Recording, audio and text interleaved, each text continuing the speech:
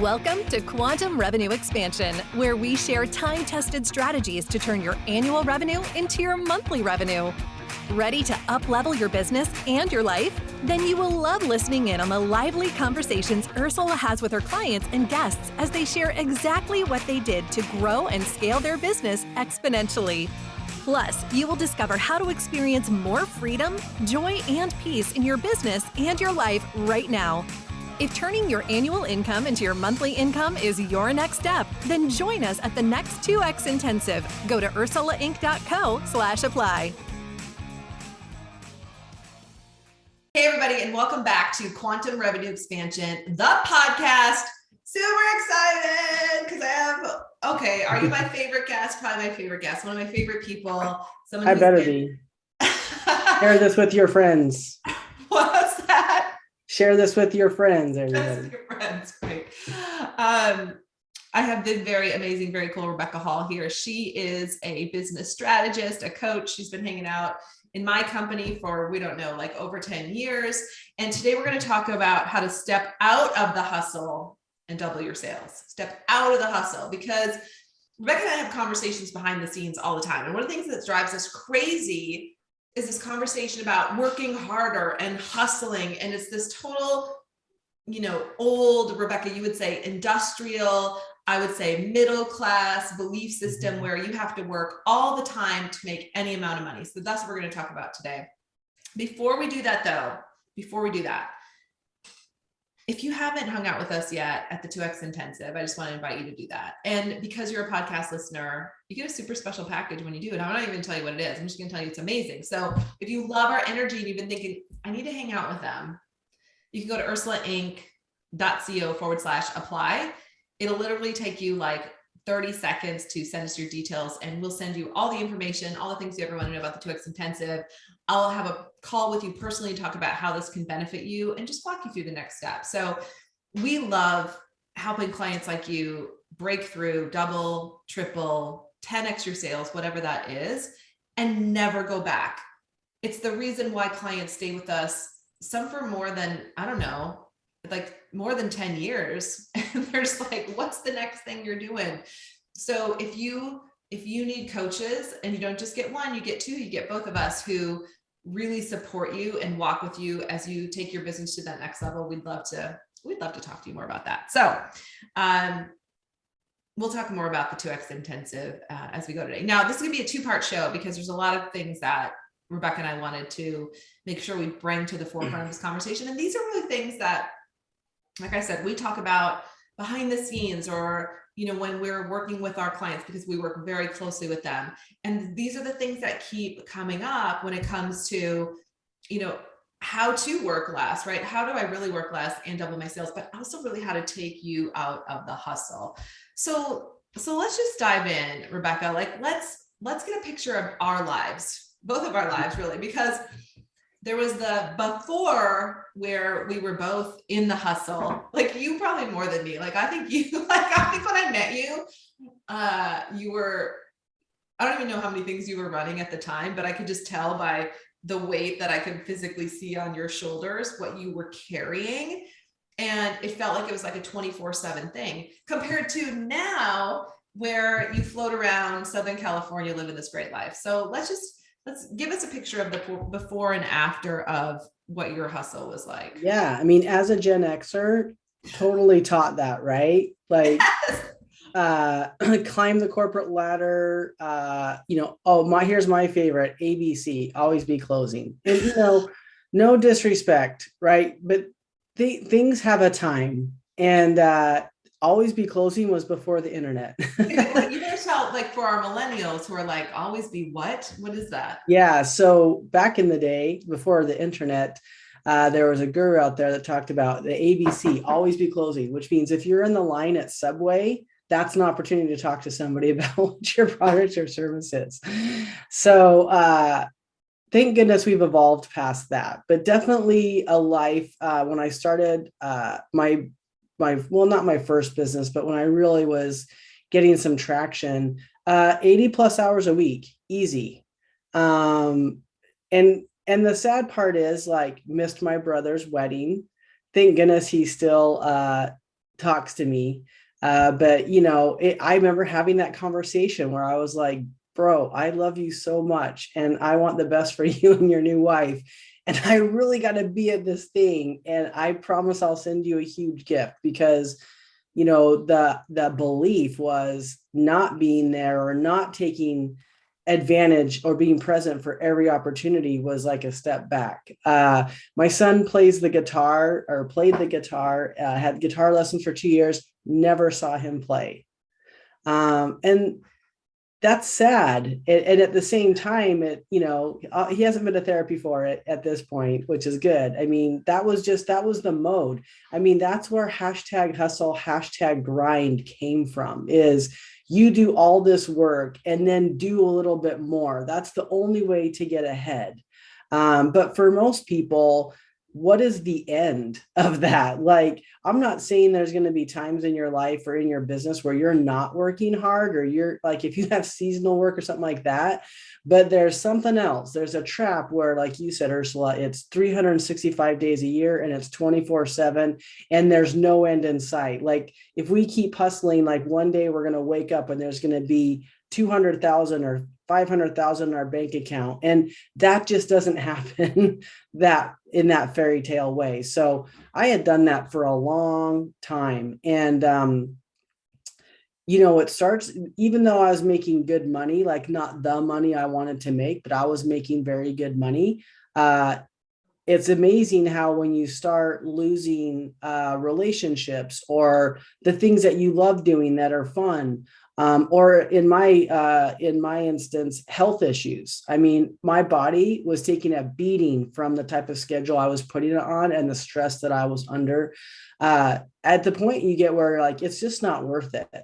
And I had a really big contract at the time. And I remember, like, you know, connecting with that person and saying, you know what? We both know a whole bunch of people that make way more money than we do and don't even work half as hard. I'm going to go figure that out. And that was really like where I just leap of faith. But at that point, I was worth it. I was worth figuring out something different. So that was really like a huge pivot point for me at a time when I was deemed pretty successful, but the cost was definitely not worth it. So it's the catalyst for you. Is that 100%. I'm going to go figure this out. So it's interesting you say that, because in a lot of our trainings and teachings, one of the things that comes up, and you probably said it first, is like, we all know people, and we say to ourselves, how are they making that much money when they're on the golf course, or they're at the spot, or they're traveling all the time? Like, what did they figure out that I didn't? Like, I used to ask myself that all the time, because they didn't have more training or experience. They weren't smarter than me. They didn't, you know, all these things, like we were on equal footing. So it was that question, same as you, was like, what am I missing? Like, I used to ask that question all the time. What am I missing? Yeah.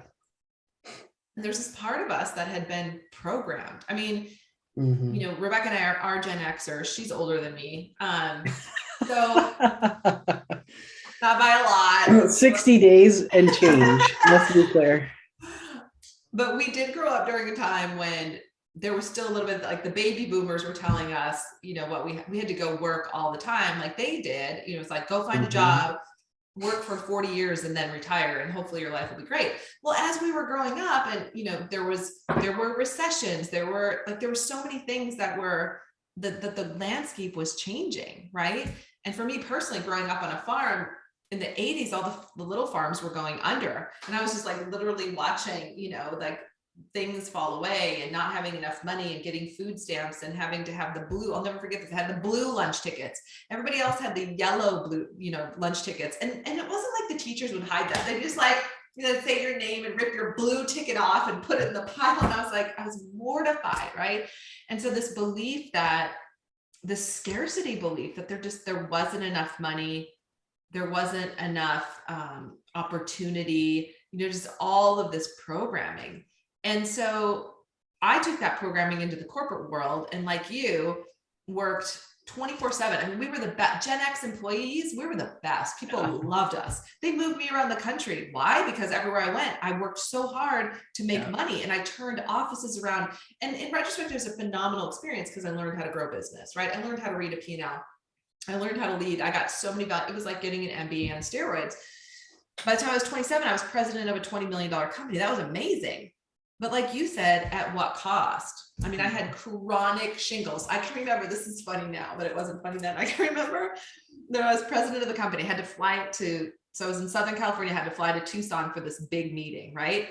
And the day before, all of a sudden these shingles come out on my neck. So it's like I have these open sores on my neck. So guess what I had to wear to Tucson, Arizona? I had to wear a turtleneck. Okay, it's like 400 degrees out. I have this turtleneck, and I'm thinking, what am I doing? But we both escaped. And I think you and I have both been on, like, I mean, together we've probably spent $500,000 on training and, you know, personal development, self-development, because no one told the Gen X kids that they really didn't have to work all the time to make a good living or to run a business and make a lot of money. So tell me, like, so you made the choice. You're like, all right, that's it. I'm going to figure this out. So think about some of the training that you were going through at that time, or like, what were some of the, just those moments where you saw a different way, or think something that just transformed you? Yeah. You know, mindset, it just plays a big part in it. Right. So, and when I was working hard, like crazy hard, just like you, I was very like, you know, introduced or around a lot of like high thinkers. And I think part of it was, there was this belief that, well, that's the destination. That's the result, right? After I do all this hard work.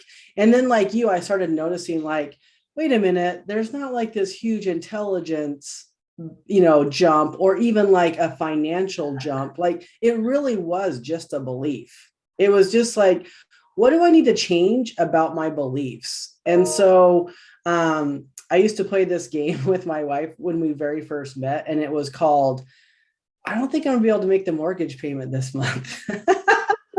You know, because you don't know what you're going to make, and you're hustling, and you don't realize that. And I remember the very first time I told her that, she totally got on the bandwagon with me. She was like, oh my gosh, really? This is not good. Like, what are you going to do? And I'm like, well, I don't know, like, but it's a possibility.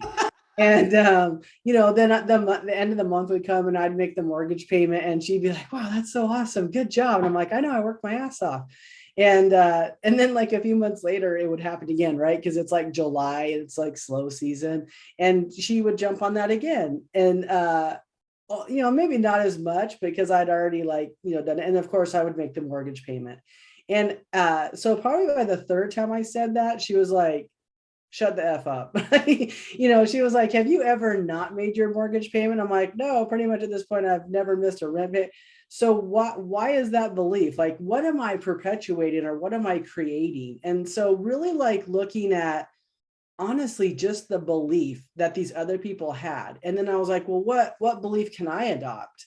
So, you know, the biggest one was, oh my gosh, I don't have to work all the time. And, you know, I remember when I had informed that other client that I was changing, and I had like, you know, a good 2 or 3 months that I call like my eat, pray, love months, which really was just eating, not a lot of loving or praying, like just eating and sleeping.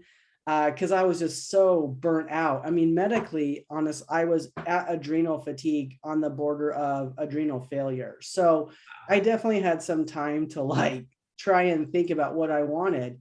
And there was a surrender in the mindset. There was a letting go. I remember very distinctly having a conversation with my wife and saying, hey, so everything I presented myself to be to you, as far as like a provider and the life we have of having someone come in and cook our food, and weekly massages, and our house cleaner, and all these great vacations, and this awesome house that we live on the hill. Yeah, that's all going away because what it takes to produce that for you, I really can't do anymore. And I'll tell you, the best thing ever is she looked at me and said, no problem. I'm like, no problem. Like, you do realize our life is going to change. We're selling the house. The kids are going to have to like probably share some bedrooms, and our vacations are going to be local. And she was like, no problem. And like, that really gave me, having her, honestly, having her believe in me a little bit more at that point than I did, but it gave me the platform to actually start formulating my boundaries, the boundaries in my mind, the ones that said, I don't need to work weekends. I can actually stop working at 3 o'clock. Like, so I started actually designing my life at that time. And so when I had like no expectations, but I had the boundaries, right? There's a book I love called The Passion Test by Chris Atwood, which I had met Chris a long time ago. And I said, I loved your book. And he's like, what was your favorite part? And I'm like, oh, I only read the first 2 chapters because that's all I needed to change my life. And that was a time when everyone was talking about vision boards and manifesting and all of that. And what I really loved about that book was it said, be really clear about what you don't want, as that's just as important as what you do want. And so I got really clear about what had to happen for me: not working weekends, not crossing all these international time zones and doing trainings at 2 a.m. my time so that Australians could get it. I even had one that was like, I want to love all my clients. Like, I genuinely want to love them. And I started like changing my mindset about what the life is that I wanted, not even knowing how to get there. And that's why, yes, vision boards are good and all of this, but you really want to dig down into like what your experience is, not just grabbing someone else's dream of a Lamborghini or a 4-hour work week or whatever, but like really internalizing that. And and I had surrendered to whatever. I even told my wife, I'm like, I'm probably going to make 30 grand a year, just so you know. That's what I'm like projecting. So, but when I really like got into it, fast forward about 14 months after, I had made that big break, and I was making twice as much money as I made before and only working half the time. And so that's where I really started to, kind of clue into like this designing and how important, like up here and in your heart, those things need to connect to create the life that you want. Yeah. And I think, well, I know that's why you and I really connected, because we both, we've been on such similar paths in the industry, the transformational industry, personal development industry. We know a lot of the same people. We've followed some of the same gurus. We've been in the training rooms. We've spent the money. And at the end of the day, it was like, well, what if I don't want any of that? What if I don't care about packing rooms anymore, right? Remember when that was the thing? Like, could we get 600 people in here? And then it was all these logistical issues, and you couldn't really connect with anyone, and it was loud. And it was just this idea that we could decide that we didn't want certain things. I think was so powerful, and also that there was an easier and better way. And I think that's the piece. But for some of you who are listening right now, you've probably been transfixed by what other people are in your industry are doing. And you think, oh, I should be doing that too. I was one of those people. I was like, oh, I should be doing it. Like, I had to like model my business after people I thought who were more successful than me. Meanwhile, I'd helped grow a $20 million company. I had all this experience. And here I was thinking I have to model what everybody else is doing. And at some point I had enough. And I can't remember the exact moment, but it was like a divine download of, Ursula, it's okay to stay in your own lane. Just stay in your own lane. You don't have to go to all those events. You don't have to model your business to be like hers or his or do this or that. Like, just stay in your own lane. And then I was interviewing someone on the podcast one time, and she said, namaste in your own lane. And I was like, oh, okay. I can even be that peaceful. But underneath all of that, right, is the belief that we're worthy to make that amount of money, and that it's okay. It's like a permission slip. Like, everybody needs a permission slip that says you don't have to work 40 to 100 hours a week to have a multi-6 or 7-figure business. Right. And here's your permission slip. Like, if you've been waiting for this permission slip, here it is. Here's yours as well. I can think of a client we have had, like, he's been in and out of our programs, who went from working 100 hours a week to working 40, which for him is a massive, and he loves to work. So he's like, I can, he still wants to work 40 hours, fine. But he didn't have to work 100.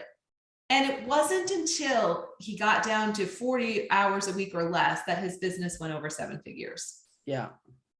Right. And so just like that, blasting through that belief. And that's one of the reasons we talk with our clients about it over and over again, because sometimes you just got to keep hearing it to realize I don't have, like, I get to choose.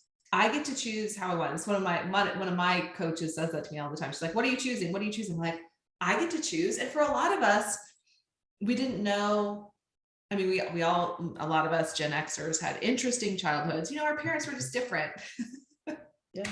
They didn't have to know where we were. Like, I think about my 8-year-old now, and I think, will there ever be a time when I just wouldn't know where he is while he's 8? No, of course, I always know where he is. But, back in the day, we were latchkey kids. We were just, doing our own thing. But we were also told, go to school, go to college, get a job, here's your path. No one handed us a permission slip that said you have a choice.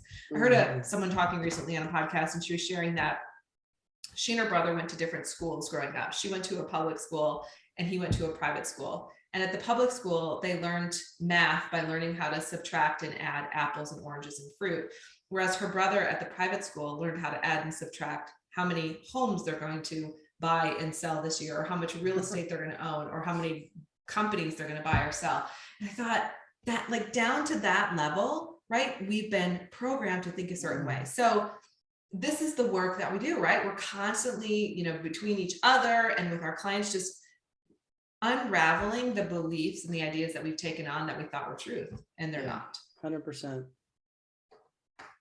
So as we wrap up this first part, which is really about, getting, starting to get out of the hustle and setting goals that you really care about, how to step into what's next for you, how to let go of the old stories that you believed and really start to step into a new mindset about what you can achieve. Rebekkah, what would you like to close this part out with? Yeah, I mean, here's the thing. Most of us that are listening to this, right, that you're listening to this, you've been around the planet a few times, probably more than 20, probably more than 25. So you're smart enough to know that no matter what in life, things can change. And how you view change, I will tell you that was one of the biggest things for me, is my attitude towards just change. Because I think sometimes we're programmed to think that change is going to be hard, or, maybe not good. Like, we get comfortable in what we know, but things are going to change. How you approach change is going to greatly define what comes at you next, or even what you're able to handle next. And I'm not saying that we all don't have hard times. Like, sometimes I still have hard times, and Ursula, we all have hard times. But your ability to adapt and accept change is probably one of the first mindset pieces I would look at, because when you're able to do that, then actually the world of possibilities show up. And for me, when I surrendered to what was and was open to, like, here's my container, like, whatever you want to throw at me, like, that really was one of the pivotal points of my entire life. And I kept on doing what I loved doing, but in a way I never thought I would be able to do it, which more than just paid me, it gave me so much of a richer life. And I was able to expand myself. So I would really start there with that mindset and belief of, like, what is the container? What do you want it to look like? And what are you willing to surrender or change or feel about change to create the possibilities, not being attached to them. Yeah. Just being open. That's where I would start. That's a great point. Just to wrap up, is really, because in order to create something greater, we have to let something go. Mm-hmm. And, Rebekkah and I have shared both of our stories of being in the corporate world, and even in our businesses, things that we've had to let go of, old beliefs, old ways of doing things, working all the time. You actually have to let go of that so that you can create something new. But taking a step back, as Rebekkah said earlier, like, creating a list of, what do I not want anymore? What do I want to clear out of my business or my life? What do I not want to be doing?